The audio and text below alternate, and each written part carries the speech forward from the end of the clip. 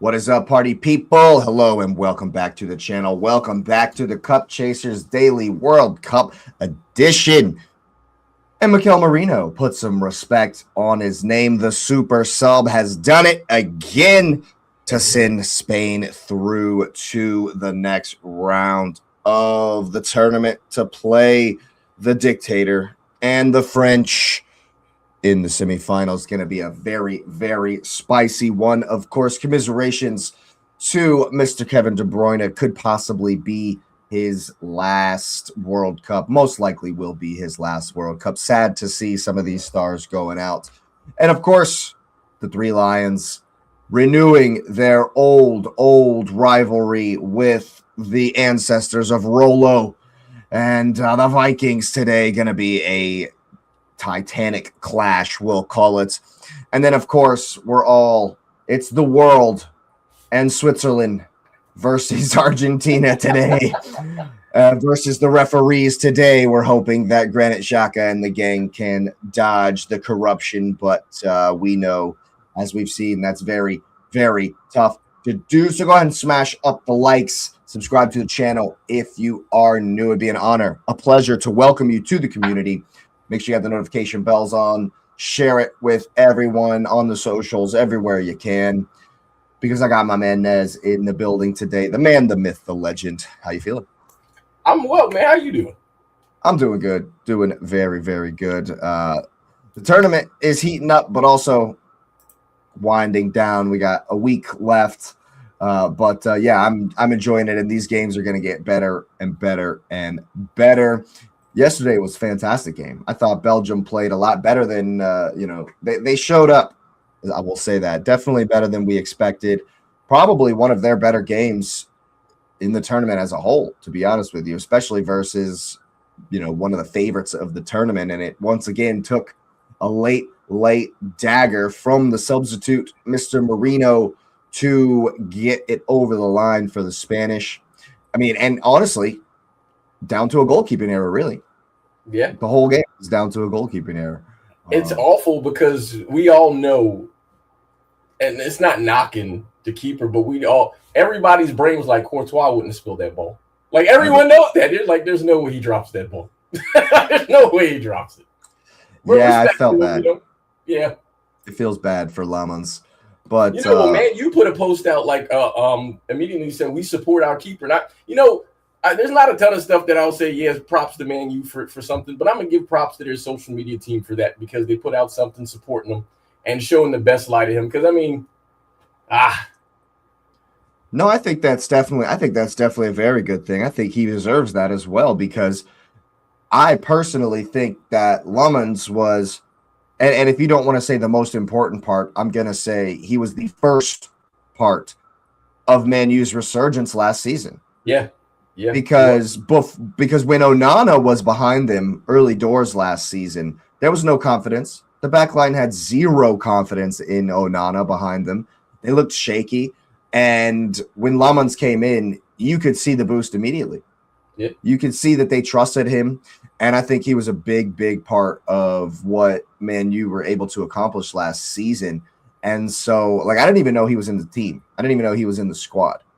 Yeah. And so when he come in, I was like, and you know me, man, I love the game above all my rivalries. And so I was like, man, good for you. Good for you. That's pretty cool. You come from pretty much damn near anonymity as far as in the popular media to one of the biggest clubs in England. Yeah. And you have a great season and you made the national team. And then you as well. I was like, hey, it's a good moment for him. Well, the funny thing is he's really on some next man up stuff because Courtois came out and said, hey, man, they interviewed him, or as far as I've read, because, I think it's right, but, it's got to couch everything with maybe. But he said, you know what, I'm really tired, and I think I want to take a year off from national team football. He's like, I don't know if Belgium would be fine with that, but I want to take a year off. So this is his chance to be like, hey, I'm next man up. Like, people are missing. Like, you mentioned some people going, but there's a generation, and this is where, again, the whole mantra of greatest of all time is lost on me because this generation of players that's about to exit, and gracefully bow out, I think respectfully for all of them, is one of the greatest generations of football that we've seen. And the funny thing is, the next one looks great. Like the next one coming up looks absolutely amazing. And so again, there's no greatest because we have because we can think when we were kids, like the era of guys who played. And then now we're looking at the era of guys that are like kind of close to contemporaries. And we're like, man, and then we're watching these next guys and we're like, man, they're good too. And so it's just loving the game, which is why I feel like doing the of all time sucks. Where if you say greatest of an era, then you can love the era and embrace what's coming next. But yes, respect to him because he's the next man up. I mean, you can't. The acronym just isn't cool if you say GOSF, greatest of so far. Well, you're saying greatest of an era, right? You're breaking up the acronyms, man. But that's because when someone made the acronym and they put a GOAT there. Because the funny thing, and I was thinking about this yesterday. Donnie said something to me, and he said, "Hey, he's what my uncle would have called a GOAT." Because you got to think when we were like young, like to be called a GOAT wearing the goat horns is the complete opposite of what being a GOAT is now. But it's also like I remember like some old stuff where it said, "Hey, is bad good and good bad?" Like, hey, man, literally generations take words, flip them on their heads, and then they move it. They take concepts, flip them on their head, and make it something else. So, you look at it and you say, well, as long as you don't get too married to generational things and then just enjoy the game, I think you'll be fine. And, so yes, like Mom said there, it hurts for you because Belgium were in it, man. They were absolutely in this game. Like that, like Spain didn't beat them down. No, not at all. I was very surprised at the way Belgium started, as we spoke on it yesterday. And I thought KDB was decent. Some of his passes were a little bit errant, but I thought that he was halfway decent. Definitely, Doku was doing his thing for sure. And I think Doku can definitely be very happy with the tournament he's had going into the next season. He's the star of the national team from this point forward. Yeah, absolutely.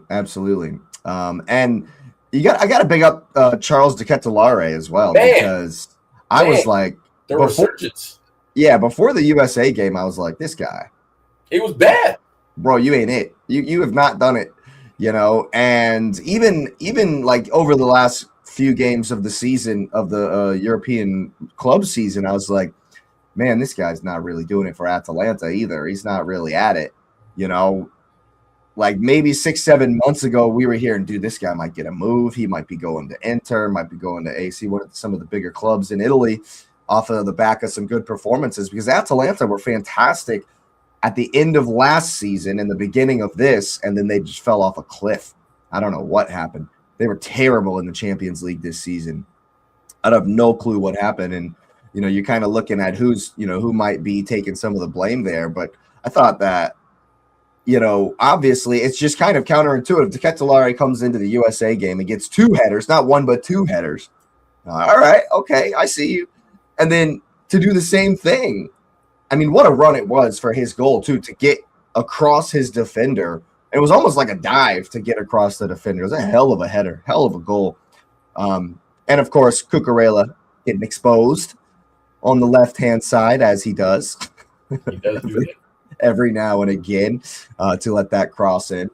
But yeah, I thought that Belgium definitely did very, very well to stay in this game. And, everyone's telling me, we keep hearing, Spain are so good. Spain are definitely favorites. You can't get the ball off of them. But I thought Belgium went punch for punch very well with them, man. And it made it a very entertaining game for me. Well, the thing that also was there is the fact that, Rodri did what we thought Rodri would do. He is who he is. But, I saw, and again, because I think in these tournaments, which it's sort of like, cut your hand to spite your face, or your ear or nose, or whatever the thing is you cut off. You got to be your nose to spite your face. There's the narrative of wanting to hold on to the old guard and saying, oh, this is the greatest thing ever, while also trying to crown the new darlings. And what they talked about, like for example, it looks like Lamine Yamal got the man of the match in this game, and I was like, he was all right, but like he didn't do nothing. And so like a lot of times people like they got on Ronaldo, and it was like, well, all the stars of the teams have been showing up, but Ronaldo hasn't shown up. And Lamine Yamal has, I mean, across the tournament really hasn't had an impact at all. I mean, and the thing is that's interesting is they're like, is it too much or is it too? I mean, I think the one thing that he benefited from, especially in those Euros that they won, was the fact that you had Nico Williams on the other side, so they had a really dynamite kind of thing going on where they kind of I think they felt the youth together, and there was a sort of a dynamism of being connected, and so I mean. Because whenever it was like, oh, Yamal needs to do something, if he couldn't do something, Nico Williams would do it. Yamal could watch it, and then they're contemporaries, so it was a different thing. But because he's not there, it's mostly the old guard out there. And I feel like sometimes with these younger players, because I think he's turning 19 this year or he just turned 18, one of the two. But that's a giant kind of deal, and so generationally, you feel like okay, he's played below. But then you're looking at these World Cup stars that like debuted, like Kylian Mbappé, who won a World Cup at 18, and Lionel Messi, who made a debut on the world stage, and Cristiano Ronaldo. So they're using these young guys as the sort of litmus test to say, okay, well, Ronaldo and Messi did this. Yeah. But you gotta also if you use the three, Ronaldo, Messi, and Mbappe, only one of those three won a World Cup starting out. So it's not a common thing. It's not the one to be like, you're that one. And so the fact that, Spain is kind of, the narrative of Spain is putting the pressure on him to be the star is kind of weird, especially since Rodri is a Ballon d'Or winner and he's the captain of the team. Like, it's weird how narratives get painted. And so, for him to deal with that, plus because like they have they always show the videos and the pictures of his little brother out there. And his little brother's loving it. He's loving it. I enjoyed that. That was fun. Yeah, and that's cool. And he looks like he's loving it. And just imagine, like, man, look, my little brother's happy to see me. My family's here. I got all my people with me. In the same breath, I'm not playing well. Like, he has to know he's not playing well. Well, like you said, the standard is like super high, and he's done. He had some good. Couple of good touches. There was that one turn on the side and everything. But as far as like the production, as far as like being that guy, I agree. He's not really stepped up, and I think that could be contributed to why overall, when I look at Spain, I'm like, there's no dynamism there. Like there's nothing really. That they look like we joke about it. They're the king of the 1-0. Yeah. When they went up 1-0, we're like, yeah, that might be it. And then Belgium was like, yeah. And then Spain was like, hold up, we can't just 1-0 them now? No, man, you can't just 1-0 them now. Obviously I've been going on the football terrace recently, and I'm in a group chat with those guys, and someone in there, the first thing they said about the game, the takeaway from the Spain-Belgium game was, yeah, Spain ain't beating France. Well, and that's the other thing, because I don't know if this was real trash talk or whatever, but something came out where it was like, yeah, asking about their chance against France, and he's like, well, we've beaten them the last 2 times we played them, and then it was like we played them in like in a tournament, and I'm like, that's all fine, well, and great until you recognize that the machine is in form. They're in form. Like form doesn't disappear. Yeah, especially like at this level and what they've done. And it's funny because. Again, some of the like I would call novice analysis of like look at what Paraguay did to France. I was like, you mean foul them? Like they didn't do anything special to stop them. Like, are we watching the game? Like in the midst of anti-football, they found a way to score. They were going to score a goal. Like they were always going to score because Mbappe was going to will it, and Dembele was going to will it, Olise was going to will it, and so you look at that and you're like. What are we talking about? Like, are we serious right now? Like, France is so in form that, again, they're 3 teams deep. Yeah. Yeah, when I said I'm just completely, as far as, like, analysis and predicting, what France might show up for the game or whatever, I'm completely just disregarding the Paraguay game because it wasn't a game. at all. No. And they still got through it. So I don't necessarily, especially if you look at Spain's last two games where it's been labored. Yes, they've had lots of possession. Yes, they've put shots on goal. They've created chances. 1.96 xG here, 68% possession in this game, and they still looked like what it is for me is I was actually trying to think in my head, in our generation, who's been the best Spanish goal scorer, front man, goal scorer? Is it David Villa, Raul? It has to be David Villa. Fernando Torres?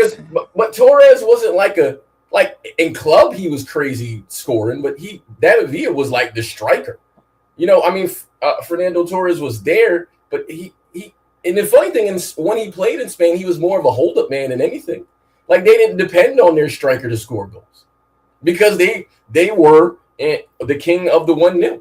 Like, they wasn't like smacking people when they was dominating it. They had probably the best midfield and wingers in the world. Like, you wasn't getting the ball off them, and you wasn't beating them, and then they had a freaking insane defense. I mean, Piqué was back there, and you wasn't getting past them. So they didn't really need to score. They were so organized that your dynamism was stifled by their organization. It was that good. I'm just trying to think, because when you go back and you over the years, and you think, okay, who's been Spain's like the guy to score goals for Spain, and Everyone. then if you compare you and you're like, okay, who's been the best kind of goal scorer, out and out number 9 in our generation, and you start naming off names, none of them are Spanish. No, they don't do that. They don't develop strikers. Which is why when we're talking about the current striker they have, like, he was kind of below the radar. He's like, he's scoring goals like that? Yeah. Yeah, he actually is. And I heard a take, I forget where, about Oyarzabal and how he misses a bunch of chances. He does bad goals, but Spain obviously are able to create lots of chances, and he misses a bunch of them, and it's kind of par for the course. Yeah. I feel like for Spain, it's like that Spain guys have never been the guy down the middle. Now, Spain develops midfielders and wingers. And if you look at their team, it's literally midfielders and wingers. And even David Villa, like, okay, he played down the middle for Spain, but he didn't play down the middle for Barcelona. Like, not ever. Yeah. He was a winger out for Barcelona, And let's be fair, when you have the likes of, Sammy Eto'o, I think he played with Zlatan. Yep. When you've got these kinds of guys to go down the middle, I get it. I understand how, was he there when Ronaldinho was there? Did he overlap with Ronnie? So Barcelona tend to have better number 9s, even Lewandowski's there now. Lewandowski's at the Chicago Fire. He's gone now. Did he go? Okay. Yeah. But think about it. Like, Barcelona never really, especially in the modern way they play, they have a striker, but it's not really about the striker. It's not really what they do. And it's a funny thing, because Madrid kind of sort of does the same thing. Because, they have a guy, but like Mbappe's not a striker. He's a winger. Like, we all know he's a winger. He's obviously good at everything up front. Madrid have historically had bad. Yes, historically they have. But think about, if you think about Madrid, their history comes up. You think about their wingers. Like, they have crazy good wingers. You have the Ronaldos, but think about the wingers. I know they're striking, but think about the wingers. Just think about the wingers alone. It's the wingers. Their focus has always been wingers. It's Spanish football. If you're a wing, you go there. I feel you. I guess the only real name that's kind of jumping out at me as far as the Madrid is, like, Benzema was a pure number 9. He was, but think about he didn't start shining until the wingers became less. Like, when Ronaldo left. That's true. When Ronaldo and Bale were gone, It was about Benzema because Benzema was a hold-up man there with the BBC. Was that what they called? Yeah, I think they called him BBC, which obviously has a different meaning now, right? Yes. But when they had the Benzema, Bale, and Cristiano, Benzema was like, and he wasn't bagging goals like them. He was getting what was left over because it's about wing play there. Yeah, and you know what we're kind of, really remember Benzema for as far as his sterling moment, his standout moments were like when Bale and Ronaldo were kind of shitting the bed, and he had to put the team on his back. Yeah, and then think about this too contextually. If we're talking about Benzema, who again world class guy, if there was a Hall of Fame, he should be in it. He wasn't on the World Cup team. Well, he was, but didn't he like it wasn't he part of the main thing in 2010 when Valbuena and they got in like a fight in the locker room and there was like wasn't he part of that? No, like I think that was Nasri and them. He was a young player then, but the thing is, but Benzema didn't get included in the team. It was at his height. He was literally at his height when they won the World Cup. And he wasn't a part of the team. So if France leaves you out, now France, so it's, and again, he didn't win, like his accolades really weren't recognized until it was just on him. Yeah, that's fair. That's fair. And I agree that they all have strikers, but like the wing play the top Spanish teams have largely been dictated by the wing play. Yeah, so all of this to ask the question, does my man get the start versus Spain? Versus France, rather. Does Mikel Merino come in with the clutch gene to get a start versus France? No, he don't deserve it? No, I'm not saying he doesn't deserve it. I'm going to say they're doing what works, which is the strategy I was using, which Belgium should have used with Kevin De Bruyne so he was on the game at the end and had legs. But, you look at this. They took Pedri out and started Ruiz next to Rodri in this game, where normally it was Pedri. Yep. And then Pedri came on. And so the Spanish recognize, which I think is important, it's how you finish games. So the guys that came on to finish were look, Nico Williams came on, Ferran Torres came on, Marino came on, Pedri came on. They know you close the game with your best guys out there. Hey, if I know these guys can't make it, and I need you in the end because I need your quality at the end, I need you in the end. So it's actually a fantastic comment to Merino because it says, hey, we know where you can be and you know how to take advantage of the tired legs that are in front of you. I think because he's spry. Like he spills the ball and he's running because we saw on the defender when it goes down and the ball hits the keeper and he doesn't catch it. The defender didn't move because he assumed the keeper was going to hold it. Like, there's no reason for me to go crash into you because the keeper who was behind me before, if a ball like that came in, he's holding it. I don't need to protect that. But Merino, I'm attacking. And that's what he did. It was very smart. That's pretty basic stuff. Even when you were a coach, I'm sure every single shot, you're like, follow that in, follow the shot.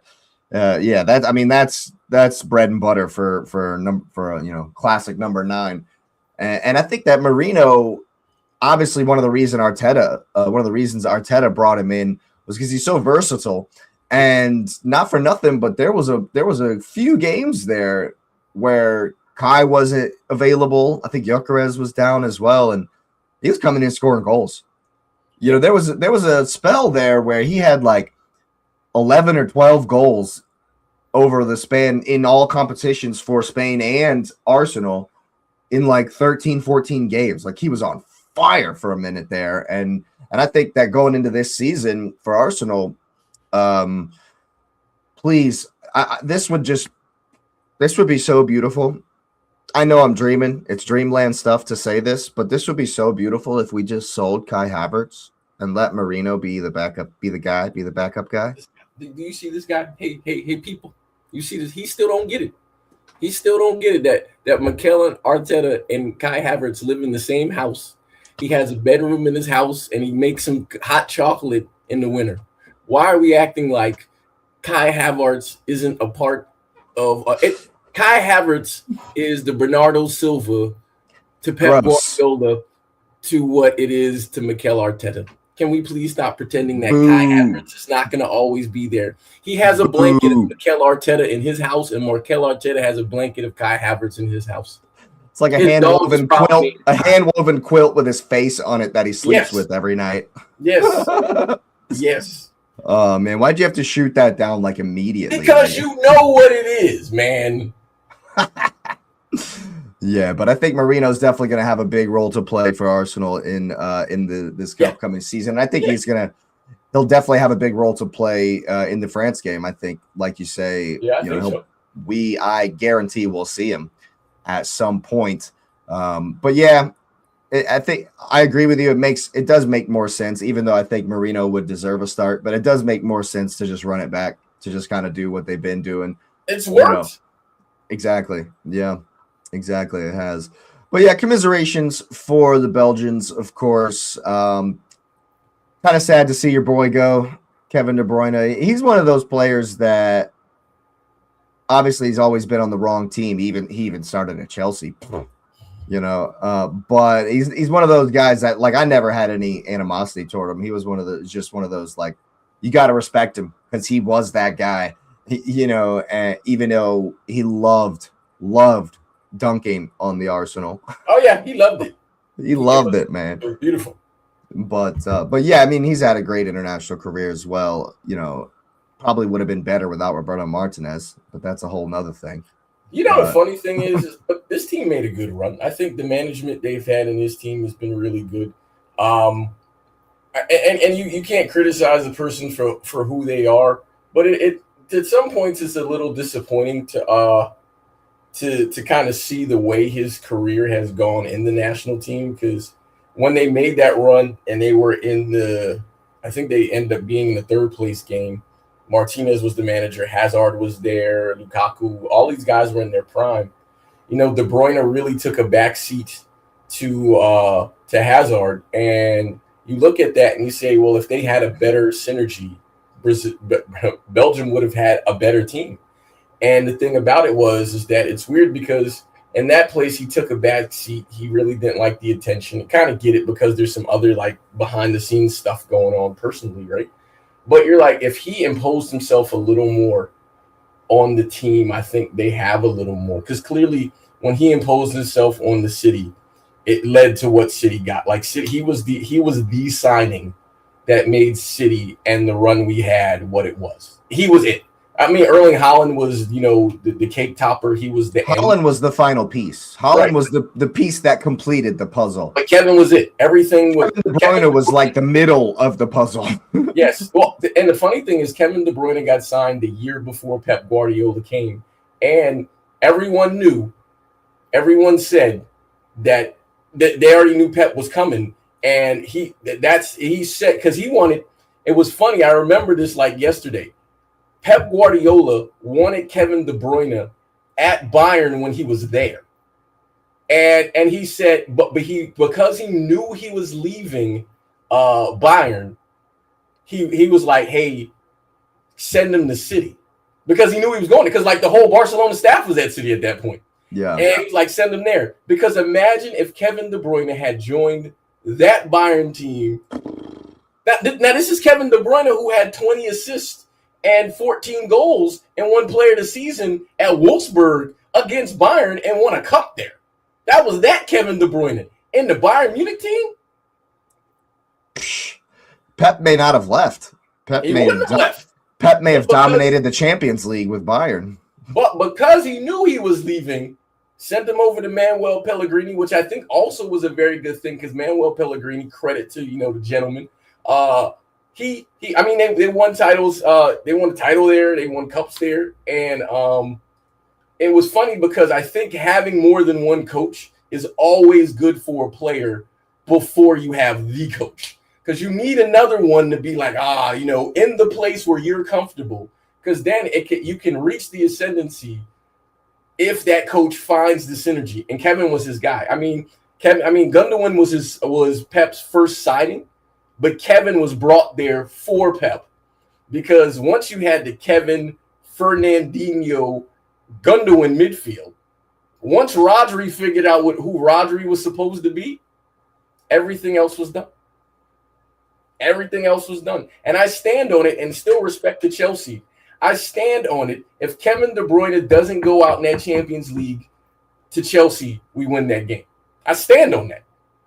Because it was it was a 1-goal game. You think Kevin went out in the first 15 minutes of the game? Yeah. There's no way. You know, honestly, now that I think about that, it really hurts my heart that happened, even more so, you know, than I'm, you know, because if De Bruyne doesn't go out and Man City win that game, I probably would never have to deal with Kai Havertz. Yes, that's true. Because Kai Havertz was been eaten out on that goal the whole remainder of his career. So if De Bruyne doesn't, you know, get Nancy Kerrigan, broke the man's eye socket. You know, then to put it lightly, City also don't get Erling Haaland. There's no reason to go get him if we win that. I mean, where does Haaland end up then? Do you think he ends up with Man U? No, he goes to Madrid. Like Ole wanted? Because Ole Gunnar Solskjaer tried to sign him. Nah, he would have went to Madrid. He absolutely would have went, because this was 2 seasons after that. He would have went to Madrid. Madrid was trying to get him. Everyone assumed that City wasn't going to get him. He was going to Madrid. He was going to Madrid. Because that was before Mbappé went there. He absolutely would have went to Madrid. Yeah. Well, but yeah, you know, respect to Kevin De Bruyne. Not everyone wins the World Cup, clearly, because only 6 teams have won it. Yeah, 8 teams, 6 or 8. Mm-hmm. And based on like news reports, maybe 2 of those were fugazi. So you know, so you know, it's an elite gentleman's club that exists there. And you know, it kind of is what it is, right? The thing about that is that it doesn't really tarnish one of those teams' legacies. Yes, but the other one, ooh. You know, because Germany have gone on, they've won 3 other tournaments. Yeah, but I mean, you know, we want to know a funny thing, man. The funny thing is, since it's 2026, is it 60 years to this year? Is that right? Yep. 60 years. 60 years. Hey man, if it goes home, not come home, but goes home, it would be a very interesting, ironic kind of thing for that to happen. I'm just saying. Oh, we do love some good old tinfoil here on the Cup Chasers. Hey, and segues are just so weird. England versus Norway. Yeah, in the on deck circle. Let's go. Again, it's is it revenge time for the English for old Rolo dominating the island back in the 700s or whatever? My history's a little foggy on just when the Vikings came and took over. Yeah. And as we know, their legacy still remains in a little place called Normandy. Yeah. Yeah, man, this one is going to be absolute blockbuster. You know, and we got pretty much all of America now trying to cheer against the English because you know, the USA's favorite son now, the blonde beast, as my mom calls him. I think this is going to be a really, really fun game. And I think, honestly, yes, we're looking at Kane. We're looking at Haaland. You know, there's plenty of big names. But I think that today is a huge opportunity for Martin Odegaard. Yes, because yes, sir. There's a lot of noise in the transfer window, transfer market. Is he going to stay? Is he going to go? There was a fake news account that said he's about to sign a new contract. So the pendulum is just going. Well, let me ask you a question, because you know I've avoided club ball for most of all of the conversations for this intentionally. But on this one, I do have a club ball question, but it's more because it's EU. He's your captain at Arsenal. I mean, unfortunately, in most cases, there's a lot of fake news, but when there's smoke, there normally is some kind of fire somewhere. And then, like, because when Trossard left, I was like, oh, I didn't see that. I mean, you kind of, we kind of talked about it during the season where he's like, yeah, we probably need to get better wings. There's rumors of wings coming in, so you can kind of see that. And so he left, and then obviously Martinelli, you don't really know. I'm guessing he may or may not be there. I mean, obviously he should stay, but but what we recognize is, in generally all sports, we see this. Once the guys get their title, your career is kind of validated. And so now you're like, well, I can make money off of this. Because, I mean, you play the game to win a title. And the Champions League is not guaranteed because, I mean, if we're talking about only 8 World Cups, I think there's only, 16 teams that's won Champions League? Something like that. Yeah. It's super low. And there's hundreds of teams that have played and only 16 have won it. And that's a competition that it likes the familiar. We like the same team winning it. So, I mean, while Arsenal's going to have another go at it next year, and I think they'll have a pretty good chance in it next year, all the other teams are getting stronger. Like PSG ain't no joke, man. Like they're the 2-time holders, and there's no reason to believe they couldn't win the third. And we've seen it in the last 10 years. We've seen someone win 3 in a row, so it's not impossible to think that. And they have a Ballon d'Or winner and some of the best players in the world. So there's that. But looking at Odegaard.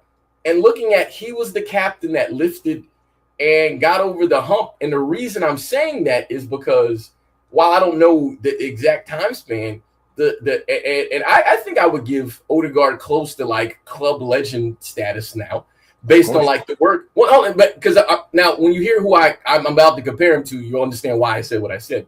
But Henry, was there, and we know Odegaard is not Henry, but after Henry got what he needed to get there, he went for the big one. And I think Odegaard can believe he can get it there. But, I mean, Odegaard played at Madrid. He started there. Like he knows that sort of lineage. And would it be fair to say, okay, teams are going to come, they're going to pay him. He's absolutely going to get paid wherever he goes. And he's going to be a star there. But, like, maybe if he's like, well, maybe I don't have to carry the whole load, but still be a good piece to the team. And I'm not saying he had to carry the whole load, but how significant he had to be in the Arsenal team.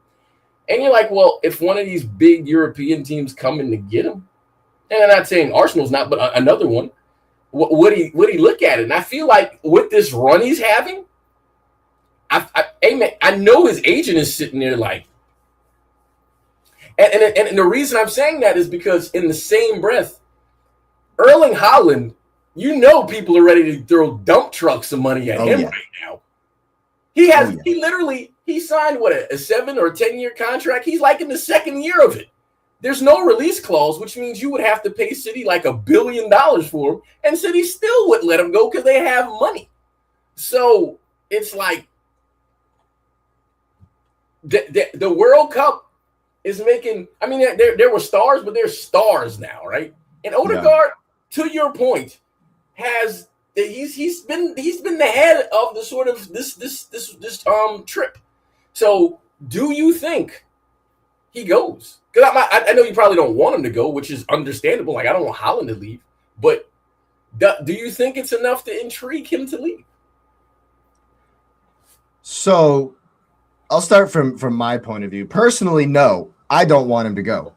I've always maintained that I'm a fan. I've been a fan.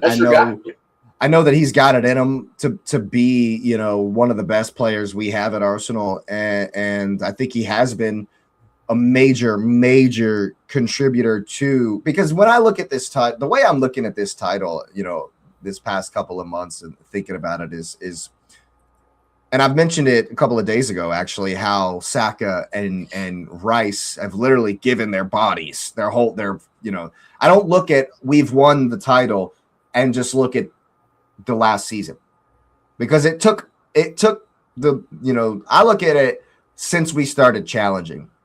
So your 4th title in a row, the 4-peat, that's kind of the first year we challenged. And we were very, very close. And so in those 3 seasons, I'm kind of putting them together as far as what we've seen. And, Odegaard, honestly, like he was at his peak at the beginning of that, and he Yep. has kind of He has. gone faded a little bit, and gone down a little bit from those performances in 22, 23, and then at the back end of 23, 24, he was cooking as well. He struggled with injury. He's had a baby, life be lifing, as you say, and so I personally don't want him to go. And maybe that's the nostalgia in me. Maybe that's the loyalist in me. Seeing him lift that trophy after 22 years, that's forever and ever etched into my soul. And so I absolutely, I no matter if it came out tomorrow that he was leaving, I'd probably be a little upset, but I would wish him nothing but the best, of course, with the rest of his career and the rest of what he's got going on. And but I still think personally, he's got plenty to give. And I still think that he can help us lift the Champions League. He can be, that guy in the middle for us. But having said that, look at who Arsenal are going for in the transfer market right now. Yes. We're trying to sign Bruno Guimaraes. We're trying to sign Morgan Rogers. And so let me list out the midfielders we have, and then I'll include the ones we're going for as well. So if we do sign Rogers, we do sign Bruno G. We also have Miles Lewis-Skelly. Ethan Nwaneri's coming back from loan. Mikel Merino, Martin Zubamendi, Declan Rice, Christian Norgard is still there. You know what I'm saying? Like Eze, look at we got midfielders for days. And Max Dowman. You haven't named Odegaard yet. You haven't named Odegaard in any of that. So if Eze is the natural replacement for him. So if we do sign Bruno G and Morgan Rogers, we'll have 11 midfielders. That's crazy. So then it begs the question, does he see that? And not to mention the calls from, some of the crazy Arsenal fans are nuts sometimes, but over the last, 6 months or so, there've been a lot of calls, a lot of noise for Declan Rice to be the captain. And so while I personally want Odegaard to stay and be the guy, it will not surprise me if he goes. It won't surprise me at all. Well, and it's funny because he's 27, 28 years old. He's in the prime of his career. This is probably the biggest, fattest paycheck he's going to get. Yeah. And I would love it if Arsenal paid him that fat paycheck, honestly. But, how do we – Arteta's moving into a new era of what he has to deal with. He's never had to deal with, okay, we're all champions and we're going to have big salaries for multiple players. Arteta's going to have to handle, Odegaard's going to want to play as much as possible. Bruno G is going to want to play as much as possible. Roger will want to play as much as possible. Eze is going to want to play as much. They're all going to want minutes. And yes, we'll get them. We're going to play 65 games next season and the minutes will be there, but I'm just, we know how it goes. We know how it goes. People want to play, man. People want to be in the team. And if Odegaard looks at it and he's like, well, Eze's probably going to be starting in some of these games over me, and I can see it. I can see him going. I can see him getting a fat contract from somebody and being like, yeah, I'll have that. Thanks for all the good times, guys. But I think today would go a really, really long way, and especially because of the familiarity he has with everybody. I'm really, really intrigued to see the first time Declan Rice goes into a tackle versus Odegaard. I really, really, It'll be what we saw with Bernardo Silva and Rodri. Yeah, absolutely. I'm really intrigued to see that. And what's interesting to me is the comments that Vinny made after that Brazil game. Because I said something before I heard this that it was kind of odd that Brazil sat back and let Norway have the ball. And when somebody asked Vinny about that, Vinny's like, no, we didn't do that on purpose. He mentioned Odegaard by name. Yeah. He said Odegaard and Norway controlled the middle of the field. They controlled the ball. Their possession was very good, and we couldn't keep up with it. So I was like, hey, that's a big shout. And if Odegaard can have that same sort of performance versus the likes of Rice and Bellingham and Anderson in there in the middle, and really just feed the beast. And as we know, if you give Haaland 3 chances, he's dunking 2 of them. Obviously the criticism has been Odegaard doesn't get rid of the ball quick enough or whatever. And we've seen that at Arsenal as well. But if he has a couple of good moments where, Haaland can put it away, especially if Norway win the game off the back of a performance. Ooh. I feel like Odegaard will be in a position of power as far as his new contract, as far as maybe a move away. Yeah, he is now. Look at this run he's made. Yes, obviously he has a striker because then the other demand he can make, and I'm not knocking Gyökeres at all, but I mean, look at Odegaard with a monster in front of him. And again, you can't compare anybody else to the guy. And so Odegaard is like, hey man, I kind of need because especially how inconsistently that Gyökeres had been played and the Havertz thing to your point.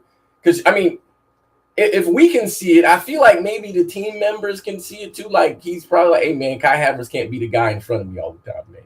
I can't have that. But he's not going to fight the manager because the manager's dealing with house money. I want a title. Yeah. You can't tell me anything. So now you have 2 egos like that are here. And the only reason I did that as you were talking, I'm like, well, I'm looking at the teams and I'm looking at places where he could beast. Like he could go to Germany and be a boss. He could go to Italy and be a boss. And if you see what McTominay's doing, I would rate Odegaard at least at that level. Yeah. And then obviously he's played in Spain already. So like, hey man, and then there is the wild card because, hey man, that French team, PSG, they do stuff over there. Dude, if he goes to PSG, that will upset me. That will upset me. Because come on, man. Come on, dude. They've knocked us out of the Champions League 2 seasons running in a semifinal and a final. Hey, and you're gonna go to those guys? Come on. Like if you go to Madrid, sure. I can understand that. You got connections, got ties, you've already been there before or whatever. You go to Inter or somebody, that doesn't bother me. But Paris, get out of here, man. That would rub me the wrong way. If I'm saying this, if Norway happened to make the final, not even win it, if they make the final, it will have meant that that they have beaten England and very likely Argentina. And Brazil. I'll just sort of after this, but yes, and Brazil. So going forward, you beat 3 juggernauts in world football. He don't even have to win the final at that point. If he wins it and beats France, get out of here. If he wins it, well, first of all, we already know Haaland is winning the Ballon d'Or, so that case would be over. That's Haaland over, would win the Ballon d'Or. But hey, man, Odegaard, I know he's made the World 11, right? The World 11. Yeah, like when they do the awards. I thought he's done the World 11 where they when they do the Ballon d'Or and they have the FIFA 11. I think he's been in that. Sure. Well, but he's guaranteed in that. He's guaranteed in that. And there's no way. And again, I'm being honest. I understand loyalty. If I'm his agent and that happens, there's no way. Either Arsenal's paying me the most insane contract ever, or I'm gone. Those are the 2 options. No, I hear it. And especially if Bruno comes in and we're like, all right, we're going to put Bruno on 250, 275. Martin's going to be like, yo, where's my bag? Who's this geezer? Well, look what I just did for the club. You're not going to bump me up. You're not going to put me because Saka is our highest paid player. He's just gotten that 300K. As he deserves. He deserved it. And so it's one of those things. And this is what I'm saying. Arteta's going to have to handle this. It's a new thing for him to handle because if you bring in Bruno and you bring in Rodgers and you put them on 250 plus, Rice is going to be looking around like, where's my bag? Odegaard's definitely going to be looking, where's my bag? And their agents are in the background going, ooh, give me that money. You know what I mean? So we're going to get it somewhere. Yeah. We're coming to you first, but we're going to get it somewhere.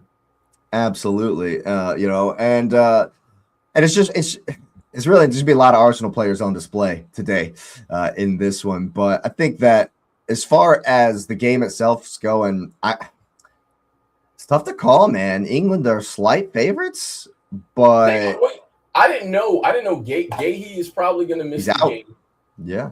So he's out. And then, so I'm looking, and I don't know why they refuse to do this. So on Foot Mob's lineup, Foot Mob, hey, you know Sponsor what it is? The back line they have is O'Reilly, understood. Yep. Byrne, Konsa, and Spence.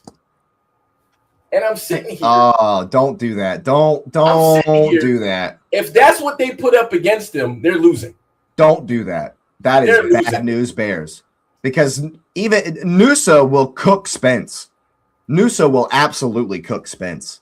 And I think Nico O'Reilly is fantastic. I think he's had a great season with City, but Sorloth is tough to deal with. He's a massive, massive dude. And yes, O'Reilly's big, but he's not going to be pushing Sorloth around at all. Byrne, I can remember when we played at Newcastle with Dan Byrne and Erling, like Byrne's height meant zero. Nothing. Against Haaland. If you put Byrne in there, Norway they're not going to like just play into your hand and spam crosses so that Byrne can just clear them away on defense practice today. We're just going to work on clearing crosses. That's not how it's going to be going down. Nope. They're going to, endeavor to find space in different ways. And the whole reason that Dan Byrne would be in there would be to mark up Haaland on crosses and to keep his aerial ability in check. But why is John Stones not in the freaking game, man? I would be shocked if they start Dan Byrne. He's coming in every game to save him. Why is he not playing? I think, honestly, for me, and this might be a little bit of the Tottenham hater in me, why would you ever start Jed Spence at all? If it's me, I might start Dan Byrne on the left to deal with Sorloth and have O'Reilly. I mean, maybe I'm just in this vein that players should be able to play out of position. I think Nico O'Reilly should be able to handle playing right back as well. He just is on the field. He's a midfielder. Like people forget he's a midfielder. If it's me, my back four is Dan Byrne left back, Johnny Stones, Konsa, and O'Reilly at the back. That would be my back four. And is Reese it doesn't show Reese is hurt, but nah, he's not gonna. What? No way. And it doesn't show he's hurt. That'd be the most shocking thing of all if Reece James came back. Because he doesn't have any. Hey, everybody's listed injured. Reece James is not listed as injured. Well, if he starts, he's going to get injured. Oh, my goodness. That's wild. That would be wild if Reece James made a comeback for this game. Well, what's funny is Chalobah, we've talked, Chalobah was the only other defender left on the team, and we've not said one word about it. Dude, I can't think of what would be worse, Jed Spence or Trevor Chalobah at the right back. Because Noosa's cooking either one of them. Jed Spence has speed. That's it. But here's the funny thing, because the weirdest thing is, why wouldn't you play have Rice there, and then change your midfield? I would prefer that. Just stay in midfield. That's honestly the easiest answer. So leave O'Reilly where he's comfortable. Have John Stones. I would play John Stones in. I know Konsa's played right center back. I would switch that. I'd play Konsa on the left center back for to support O'Reilly, and I would play John Stones on the right side, and then Declan Rice can invert into the middle, and John Stones can deal with Noose, because we've seen this for 2 seasons running, where when your right back inverts, your right center back shifts over and deals with the winger. Yeah. And so both O'Reilly and Stones are intimately familiar with this sort of formation and tactical positioning. And to put Declan Rice, I think that's probably the answer, is because he can invert and you still have Declan in the middle. and that also leaves space to put an Eze or a Rodgers alongside Bellingham. The answer's there, but Tuchel has not done a single thing we've suggested. The funny thing is my buddy Chris said this, and I was looking through the lineup. I mean, Kobe Mainoo was sitting there still. Like, I mean, it's not like he's a terrible player. You can stick Kobe Mainoo in there. Honestly, the protection. Yeah, I agree with that too. I agree with that 100%. I'm actually a little bit surprised that Mainoo and Eze have had so few minutes. They just haven't gotten in the team. I guess because Tuchel just loves Anderson so much. I guess. And big him up. He's got his move. He's gotten a big contract. He's gone to City, and he's obviously going to be a big part of what City's planning on doing in going forward. But I don't think he's necessarily all that. He ain't going to be that guy at City. He's going to be a part of a team, a part of a system. And so, but Tuchel just seems to love him. And I'm also going to be very interested to see how long Saka can go. We've obviously been saying we should start Madueke and finish with Saka, especially since Saka is our penalty. Well, I mean, he's second in the Arsenal list. Gyökeres. Why not start Rashford? Move Gordon over. It goes back to what I was saying a second ago. Like, these guys can play either wing. Why do managers assume that just because Rashford plays left wing predominantly for United and then for Barca, he can't play on the right? I don't understand. That would be my two. Gordon and Rashford should start. Saka should finish the game. It's almost like having closers is important, and somehow teams keep missing that. But it also won't shock me in the slightest if Madueke starts. Yeah, that wouldn't shock me at all. The only two names that there's actually three names, dead certain will start, well, four if you count Pickford, are Anderson, Bellingham, and Kane. Yep. It's kind of... Well, Rice is going to start. Rice will start. Yeah, Rice will start. Rice is locked in. That's fair. I'm just like... Actually, Combs is locked in too. He's not. He's the only. He has to be there. He literally has to play. That's also true. That's also true. I feel like there's a tiny little small. Yes, I want England to do well, and I would love to see England win the tournament. But there's a really small 10% of me that's like, man, get these guys home. Get Declan home. Let's get him resting. Get Saka home. Let's get him resting. Eze not as much because he hasn't really played at all. But the funny thing is England has been eliminated from the last 3 World Cups by a European team. Yeah, this one is a lot. This one's close. This one, England are definitely going to struggle. And even that's the thing with Erling Haaland is you can be intimately familiar with this guy. You can know what he's going to bring. You can know what he's going to do. He's still going to do it. Doesn't matter. Doesn't matter. He's still going to do it. Yeah, he's still going to get, like, Gabriel knows what Haaland does. He knows what Haaland's about, and he still got dunked on. It's just it's like you said, if we thought Mbappé was Thanos Infinity War, Haaland is definitely Thanos Infinity War. You know what I'm saying? He's definitely inevitable. Yeah. And I've even called him that. I've even put that on a thumbnail. He just is. And so, like, if you're out there betting, if you're looking for, make sure you gamble responsibly. But Erling Haaland, anytime goal scorer, is like nailed on. Has been for the last 5 years. This was before he got to City. Yeah, 5 years. That Dortmund. That's your safest bet of the day is Haaland will score today. Yes.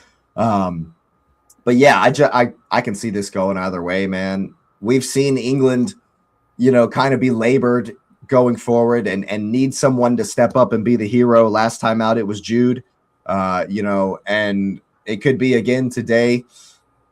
And I've mentioned that I'm worried about Norway's defending. That's probably their weakest aspect, but they played very, very well against Brazil defensively as well. And it'll be interesting to see how Norway. I mean, Norway is not going to dominate the ball like they did versus Brazil. I'd be shocked if the possession isn't a lot closer than it was in the Brazil game, because obviously England liked to dominate the ball as well. So it's going to be interesting to see where this game is won.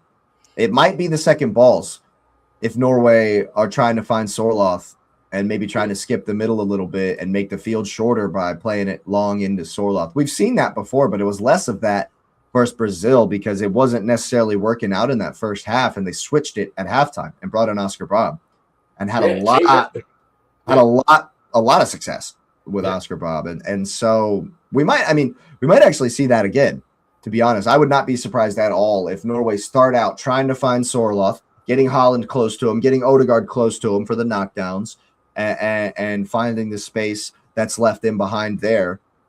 And then at halftime doing the same thing and seeing if England can handle, okay, now we've got, it'd be O'Reilly. Well, Oscar Bob versus Nico O'Reilly, they've seen that in practice a thousand times probably. So that would be an interesting one to see. But I thought Bob came in and did very, very well against Brazil. He did.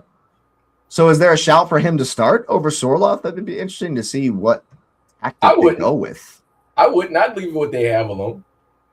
I think there's the dynamism of bringing that guy on. Like, again, it's sort of the equivalent of, bringing on X person or what, like bringing on Sakali.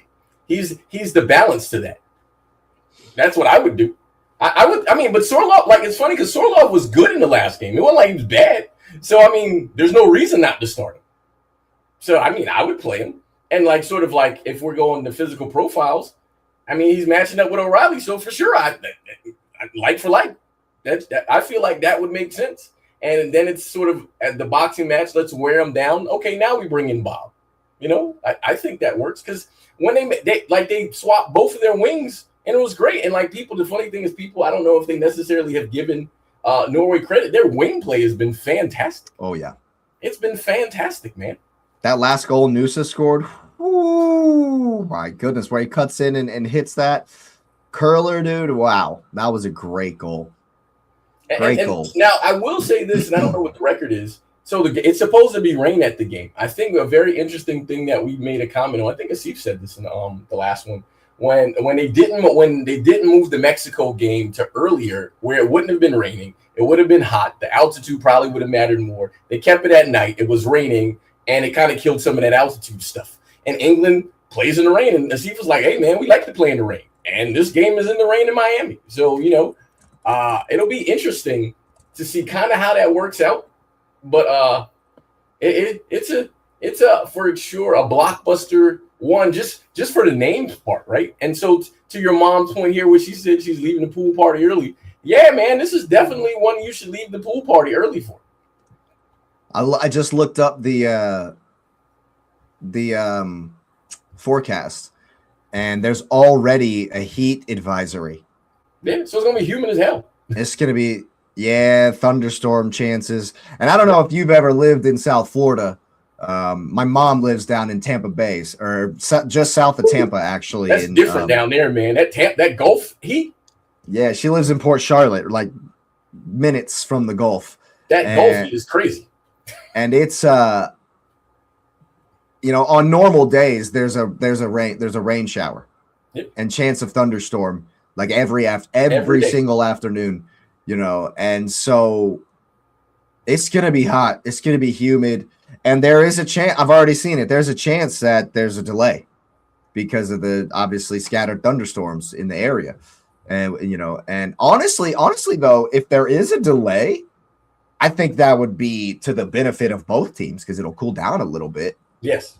By the time they actually get to go play, get out there and play. So definitely something to look out for there. I'm hoping that it doesn't make the tempo just dead. But I expect this to be. The Mexico game, they played. They played that one, and it was wet. So that's true. And honestly, like you say, I think it'd be even better if it just pours. If it just pours down rain the whole time. None of them are. They're all comfortable with that. Yep. Obviously, and so this has the potential to be, maybe even the game of the tournament. I know we've seen some pretty crazy stuff. People are trying to tell me that, Argentina has had the games of the tournament, and that's just kind of. Who said that? Well, the Cape Verde game was the game of the tournament. Then the Egypt game was nah. It wasn't because of Argentina, though. Nah, exactly. So I think this right here could be an absolute barnstormer. And like, for example, obviously this is an aside, but gambling is kind of taking over a lot. Sports gambling is everywhere, and even on I'm on Robinhood, the investing app or whatever, and they have these prediction markets or whatever. And I went on there, and I was like, I was about to do England will advance. I don't know that England will advance today, and so I refrained. Like I don't have any bets in because I'm like, this one is so weird. Completely uncertain. Completely uncertain. For example, if we go backwards using Argentina, right? If we went back and said, "Hey, man, in Argentina, Egypt," there wouldn't be you might be like, "Oh, in reality, yes, they could beat them," but there wouldn't be a pause to a bet on that game. No. Argentina, Cape Verde, there wouldn't have been a pause to the bet. Not at all. This one, hey man, I wouldn't even touch it. This is a pick 'em to me. If you're gonna put any kind of money on Norway and England, stay away from the money line. Stay away from winners. Just bet your player props. On Bet365, England are heavy favorites. So if I'm on Bet365, I'm taking that Norway one. Yeah, that's where the value would be. That's definitely where the value would be.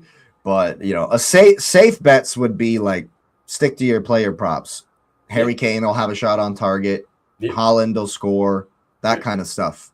Corners. Stay away from just straight up money lines because this one could definitely go either way. And a penalty shootout feels very realistic in this, and you lose. You lose if you pick a winner and it goes to extra time and penalty. You lost. Yeah, I would probably never bet the money line in this one. If I was gonna pick a winner, it would be the to advance, and not the money line because that ends at extra time. But mom can confirm. Mom can confirm the thunderstorm thing. Here it is right there. But very, very interesting one, and I'm very excited to watch this one, of course. But there is another game that, for all of the wrong reasons, is just not. I'm not looking forward to it as much. I just expect the Swiss to get cheated in some way, shape, or form, and that really puts a damper on it. Big up Granit Xhaka. You've had a good tournament, bro, but it's looking like it's coming to an end. And man, Zambi is out for this one. Is he really? No. Damn. He is about to sign for Newcastle, though. So big him up for that. And Bobo's going to have to carry the weight, man. Yeah. And I said this about the Egypt game, too. I was like, man, there's no way Egypt beat Argentina. There's no way. And they came to play. And that's all you can do. That's really all you can do. Even if we expect the referees to heavily favor your opponents, all you can do is show up and try to slap them in the mouth. And honestly, though, that's not what Switzerland are about. That's not what they do. They sit in, they defend well, they're compact, they're tight. They let you kind of have the ball on the edges of the formations and don't really give away the center. And so, honestly, just double team Messi. Just he's not going to run around much. Just have someone in his man pocket. Mark him out. You don't have to double him. Just man mark him out. Just have someone in his pocket the whole game. Yeah. You know what I mean? Like one of the other midfielders, because Granit Xhaka is kind of more important in the build-up and the possession for Switzerland. Yeah. So have like your holding midfielder just sit in his pocket. What's up, SC? Hope you're well. Yeah. And I think that's the really just the way to nullify him. Obviously, if he does get on the ball and get a little bit of space, he can still create the magic. I'm not taking that away from Messi, even though I would get physical with him. I mean, they're going to call fouls on you, but I'd get physical with him. Yeah, and honestly, it's just a death nail if you let him get the ball in space near the top of the box. But if you can losing him. They lose him in space. They forget about him. Well, because he's not moving around. Everyone else is moving around, and he's not moving around. That's why you mark him out of it. Just you stay with him the whole time. I think if you make Messi drop 10 yards deeper just to get involved, just don't let him be involved in those spaces at the top of the box. If you make him drop deeper, I think it can nullify the whole thing. Make him drop 10 to 15 yards deeper, and in those spaces, it's a whole lot safer to kick the crap out of him. It's a whole lot safer to foul him. If you foul him at the top of the box, you're asking for trouble. You're just asking for it. Not there. Yeah, you got to foul him at like the center. 20 yards farther back when it's a 40-yard free kick. Yeah, foul the crap out of him. Push him around. Slap him around a little bit, because apparently when in Argentina games you can slap people across the face. Well, the funny thing is, looking at this, it says Switzerland has never beaten Argentina in 7 meetings, and the only reason I'm saying this is because I think about how many games in the past fixtures where we said, "Hey, this team has never lost to this thing," and every one of them, those nevers, have been taken down.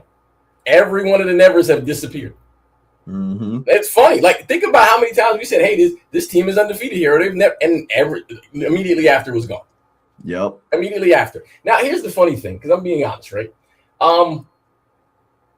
Do I understand it would be must-see TV if Argentina and France make the final?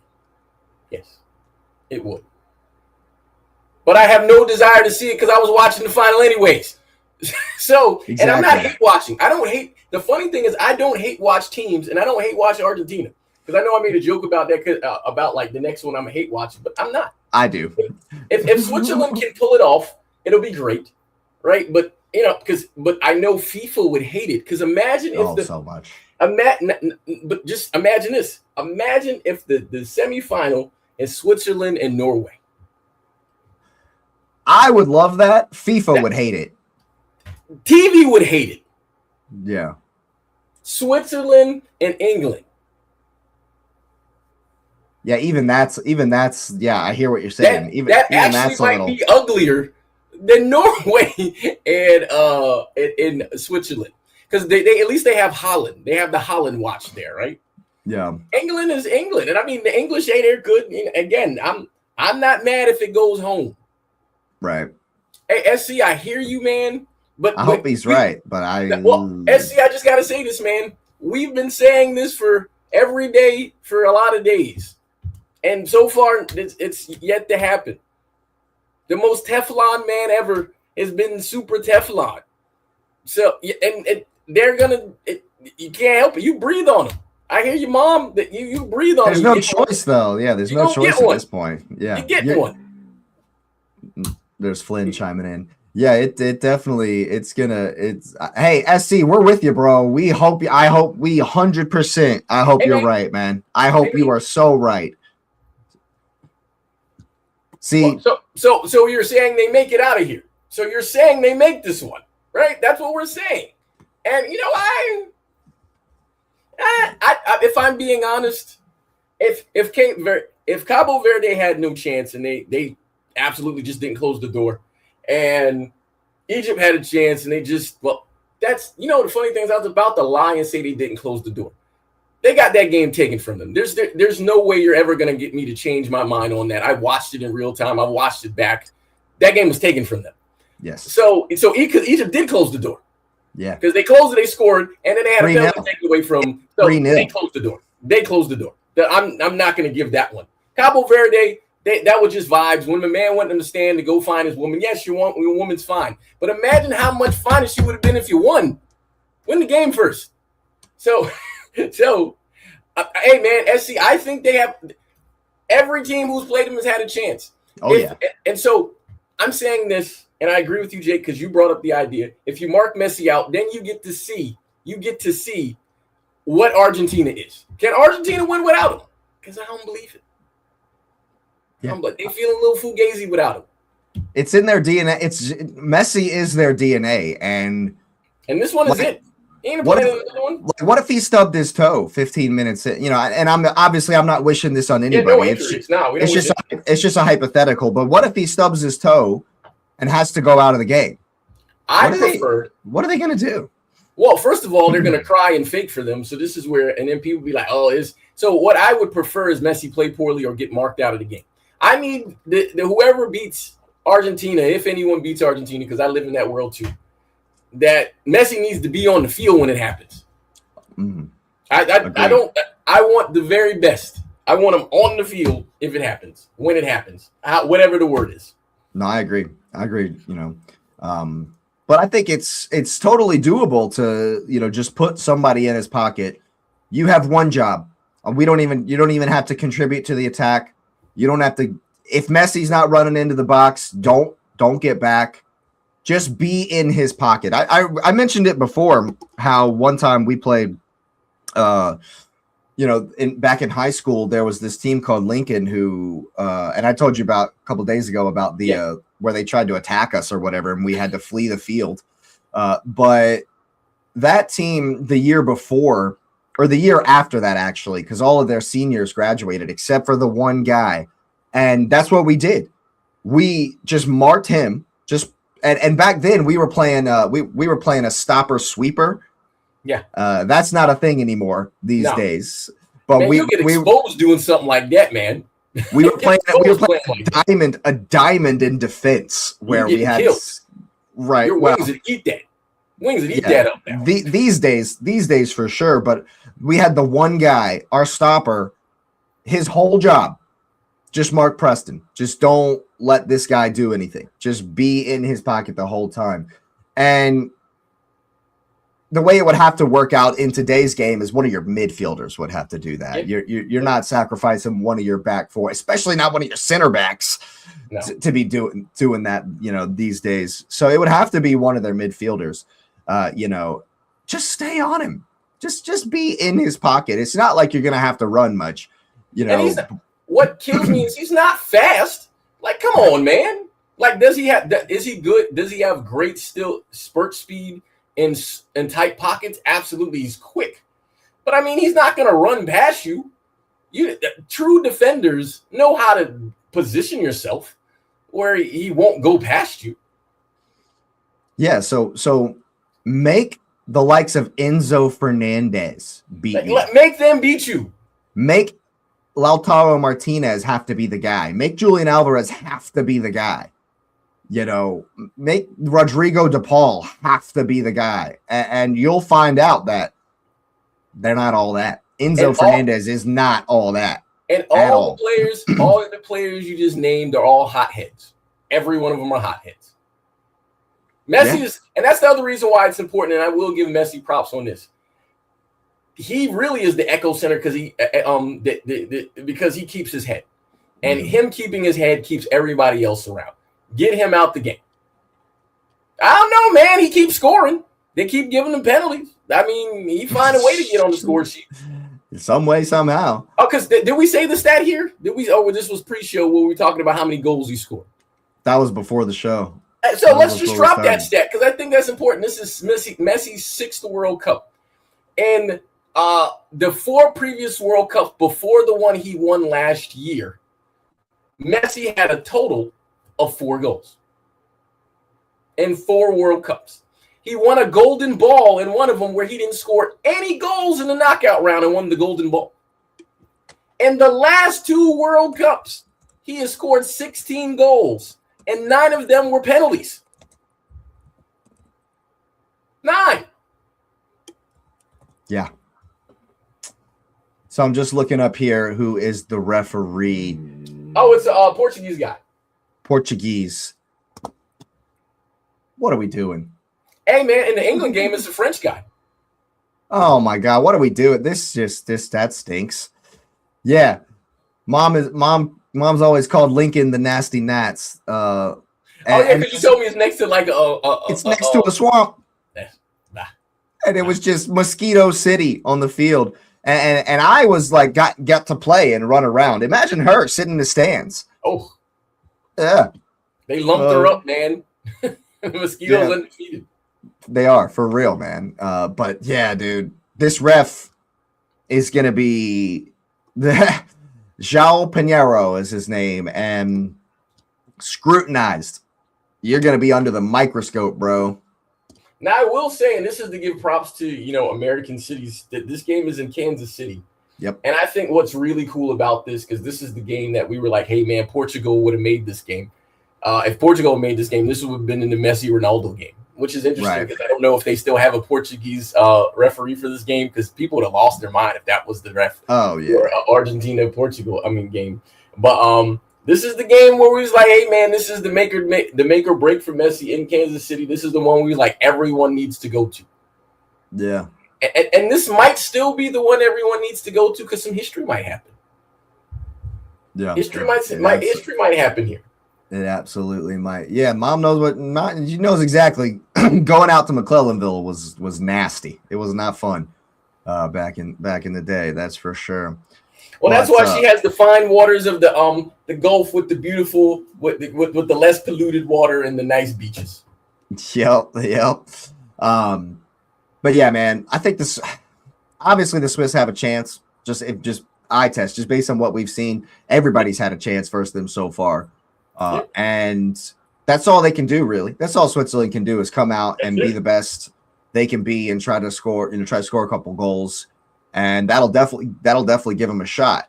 And we'll see. I mean, I just already feel a little sour going into this game, and I don't like that at all. That it's just like my initial gut reaction is somehow, some way, Switzerland there's going to be some controversy. There's going to be some shitty calls that are really going to, and like going into a game expecting that just kind of makes me sad. And when you juxtapose these two games, England-Norway is going to be absolute blockbuster. And then you're looking at this game and you're like, what kind of bullshit's going to happen in this game? So. Well, the funny thing is, in the times where we've had setups like that, both games have played out pretty well. We've not had it where we had a great one and the next one was bad. So I give this World Cup that no matter how corrupt the organization is, the gentlemen on the field have given us something to watch. And Kansas City is, I guess, based on the American commentators, is Soccer Town, USA. I guess whatever. It's cool. Okay. I mean, I know a lot of people in the Midwest do like football, so they watch it. So I think it'll be full. And does KC have an MLS team? I don't know. I don't think so. I don't think so. I really don't know the answer to that. I actually don't know the answer to that. I don't watch enough MLS to kind of know that either. So yeah, but it's funny for me because Sporting KC. Yeah. Sporting KC is there, right? Yeah. That's it. And I think my hope is for both games to be good. I'm fine. Like obviously there are rooting interests, but I'm fine if the favorites win. I don't care. Like I don't care. But would it be absolutely lovely to see a row and some healing from the Swiss, And she was there that day when they chased us off the field with the baseball bats. She was there. She had to run for her life too. Like you said that, and I forgot to ask you this. Why would you have a baseball bat at a soccer game? Like that. If we're talking equipment, that feels like the strangest piece of equipment to be there. It was one of the fans. It wasn't like the team. It was one of the fans. Why would you even have one with you if you know you're going to watch soccer? Baseball, and to think about how soccer is run too, there's no football during baseball season anyway, so there's no reason to even have the thing. Yeah, I couldn't tell you. Why do you even have it? Yeah, who knows? At that point, man, hey, I'm gonna just be honest. You should have just had a shotgun and just shot one in the sky, and people were still gonna run away. So yeah, absolutely. I don't know. Yep. Well, anyway, it's definitely shaping up to be a fun day in the tournament, of course. A quick sad thing is that there's no games until Tuesday after. Oh, wow. What are we going to do? 2 days of withdrawal. Yeah, because I was looking. I'm like, am I reading that wrong? Because the next game after this is the 14th. Yeah, the semis. Because after these two games, there's only 4 games left to play, right? The semifinals, the third place, and the final. And the final is Sunday. Yeah. Next And Sunday. Just to breadcrumb the cup chasers going forward, you see the Arsenal and Jakes, and you see the citizens here, and the CFO have the Pools, and the Patricks and the X's will have Chelsea. It's absolutely the right time to text a friend, send a DM, and come chase cups with us, man. Absolutely, absolutely. Couldn't have said it better myself. So make sure you're liking. Make sure you are subscribing. We're going to wrap it up right there, of course, for the Cup Chasers Daily today. Make sure you got notification bell on so you know when we're back. We will be back to review these games. And yeah, man, it's been a good one. Thanks for everyone that's been in the chat every single time, of course. Thanks again for viewing, and we'll see you next time.